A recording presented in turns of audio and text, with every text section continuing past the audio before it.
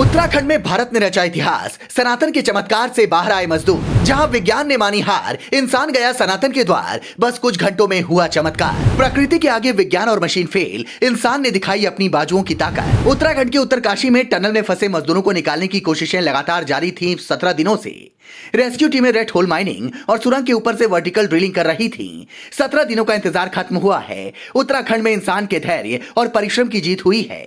मजदूर बाहर आने लगे हैं। रेस्क्यू टीमों ने मजदूरों के परिजनों से उनके कपड़े और बैग तैयार रखने को कहा है। मजदूरों को निकालने के बाद उन्हें हॉस्पिटल ले जाया जाएगा।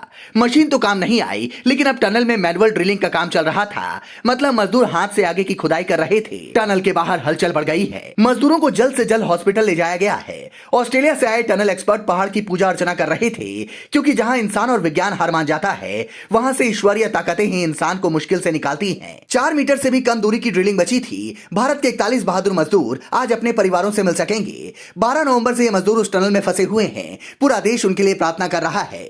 मजदूरों को टनल से बाहर निकालने के बाद फौरन उन्हें चिन्यालसी सौड़ अस्पताल ले जाया जाएगा। इसके लिए मौके पर एम्बुलेंस तैनात है। 24 नवंबर को मजदूरों की लोकेशन से महज 12 मीटर पहले मशीन की ब्लेड्स टूट गई थी। इस वजह से रेस्क्यू रोकना पड़ा। इसके बाद सेना और रेड माइनर्स को मैनुअल ड्रिलिंग के लिए बुलाया गया था। रेड माइनर्स के 6 सदस्य खुदाई का काम कर रहे थे।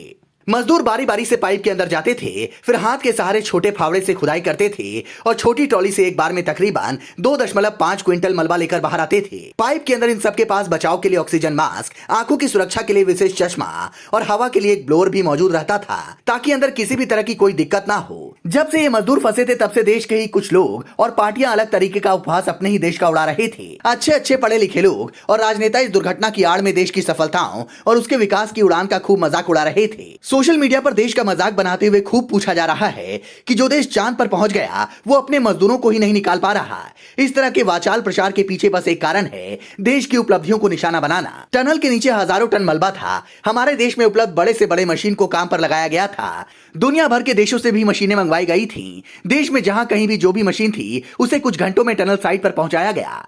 इन सब की आड़ में एक गिरोह है जो लगातार पीएम को निशाना बना रहा था। ये वो लोग या राजनेता हैं जिनकी सरकार में मुंबई में हमला हुआ और इनको एनएसटी दिल्ली से मुंबई भेजने में 12 घंटे से अधिक का समय लग गया। ऐसे लोग एक प्राकृतिक आपदा को अवसर मानकर देश की उपलब्धियों पर कटाक्ष कर रहे हैं।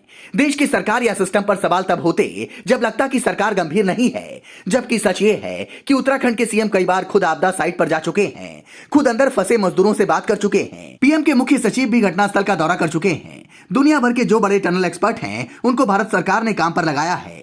देश में एक चलन आया है, नरेंद्र मोदी और बीजेपी को निशाना बनाने के लिए लोग देश का ही मजाक उड़ाने से नहीं चूक रहे। हर बार आपके सामने वही गिरोह आएगा जो सर्जिकल स्ट्राइक के सबूत मांग रहा था। वही गिरोह कभी वर्ल्ड कप हारने पर पीएम को पनौती बताने लगता है। वही गिरोह कभी मुंबई हमले पर संघ को दोषी भी बता रहा था।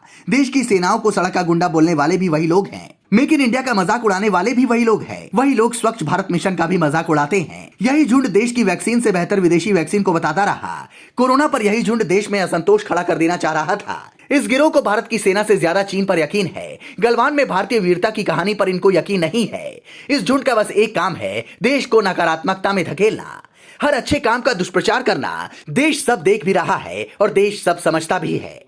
एक प्राकृतिक दुर्घटना की आड़ में लोग अपनी राजनीतिक रोटियां सेकने में लगे हैं। ऐसी पार्टियों और लोगों के मन में ऐसा लगता है कि जैसे इच्छा हो कि उत्तरकाशी में कोई अनहोनी हो जाए। ऐसी पार्टियों और लोगों के मन में ऐसा लगता है कि जैसे इच्छा हो कि उत्तरकाशी में कोई अनहोनी हो जाए तो राजनीतिक हमले करने के मौके मिल जाएंगे। देश सब समझता है। उत्तराखंड में देश ने विजय का भगवा ध्वज लहरा दिया है। हमारा एक एक मजदूर सुरक्षित बाहर आ गया है। Bureau report, leading Bharat TV.